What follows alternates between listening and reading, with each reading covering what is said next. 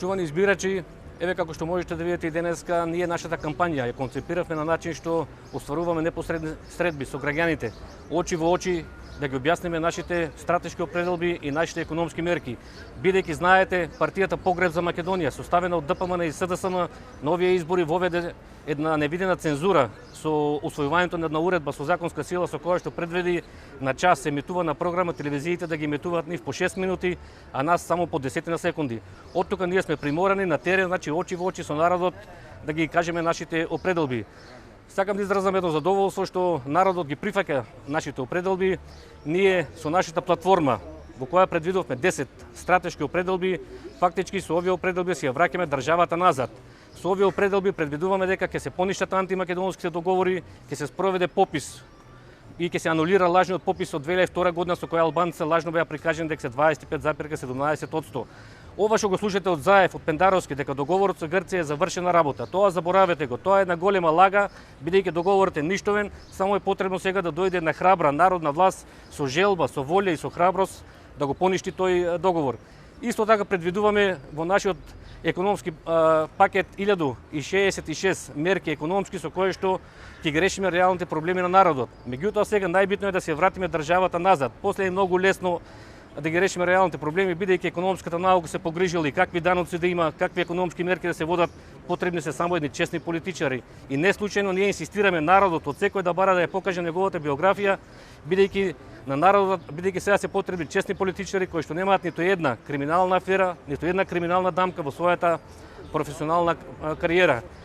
Гледаме нашите противници Мицковски и Заев се во еден очај, тоа се веќе уплашени луѓе, гледате секоја вечер, не се расправаат за програми, него се расправаат меѓу себе за прислушкувани разговори.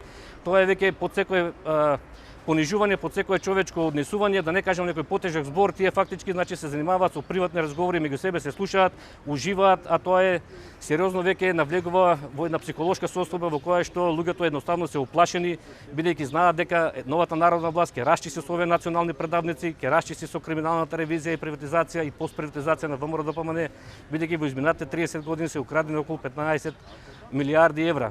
Затоа гордо македонци, овој пат доаѓа нова народна власт, гласете за коалицијата никогаш Северна и само Македонија, заокружите го бројот 11 и да се ја уредиме Македонија како држава каква што ја посакуваме. И благодарам. Интерни анкети на ВМРО ДПМН и СДСМ кои што не ги кажуваат во јавноста, бидејќи знаете, тие како големи партии секојдневно прават интерни анкети кои им одговарат, ги кажуваат, кои не им одговарат, не ги кажуваат. Нивните проценки кажувале дека ќе освоиме од 8 до 10 пратеника. Интерни анкети на ДПМН и СДСМ. Дали може со оглед на вашата риторика против СДСМ и против ВМРО ДПМН може да се очекува влез во коалиција некако со некој? Ние не само со ВМРО ДПМН и СДСМ, ние би коалицирале со секој кој ќе ги прифати овие 10 стратешки определби. А во овие 10 стратешки определби јасно е кажано поништување на антимакедонските договори со Бугарија, со Грција, Македонија е национална држава на македонскиот народ со службен јазик македонскиот јазик и неговото кирилско писмо.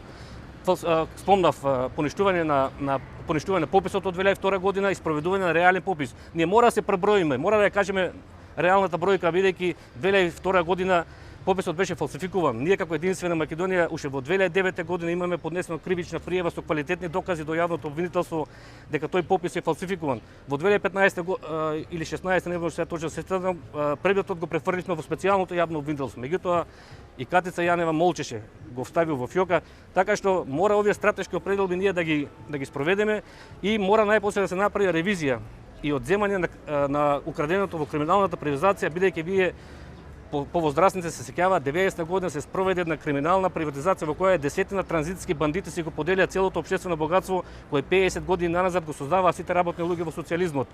За времето на ВМРО ДПМН од 2006 година до 2016 во таа постприватизација они пак ја украдоа другата половина од Македонија. Така да тоа се две злосторнички здруженија, две банди кои што мора народот најпосле да им ја испорача пораката дека мора се заменат од политичката сцена.